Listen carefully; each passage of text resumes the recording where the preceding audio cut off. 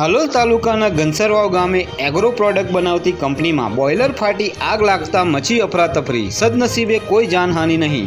હાલોલ તાલુકાના ઘનસરવાવ ગામે agro product બનાવતી એક કંપનીમાં રાત્રિના સુમારે લિક્વિડ ફોર્મને પાવડર ફોર્મમાં ફેરવતા બોઇલર ફાટ્યું હતું, જેમાં એકાએક કંપનીમાં બોઇલર ફાટતા આગ લાગવાનો બનાવ બનવા પામ્યો હતો, જેમાં બોઇલરની નજીક કામ કરતા વર્કરોમાં અફરાતફરી સાથે દોડધામ મચી જવા પામી હતી અને તમામ વર્કરો કંપનીની બહાર દોડી આવતા કોઈપણ પ્રકારની ઈજાઓ કોઈને પણ ન પહોંચતા સદનસીબે બોઇલર ફાટી આગ લાગવાની ઘટનામાં કોઈ જાનહાનિ સર્જાઈ ન હતી। જો કે બોઇલર ફાટતા કંપનીના શેડના પતરા ઉડ્યા હતા તેમજ બોઇલર તેમજ કંપનીની મશીનરીને ભારે નુકસાન પહોંચ્યું હતું, જેમાં રાત્રિના સુમારે બોઇલર ફાટવાનો અવાજ આવતા ઘનસરવાવ ગામે પણ લોકોમાં ભારે ફફડાટ ફેલાયો હતો।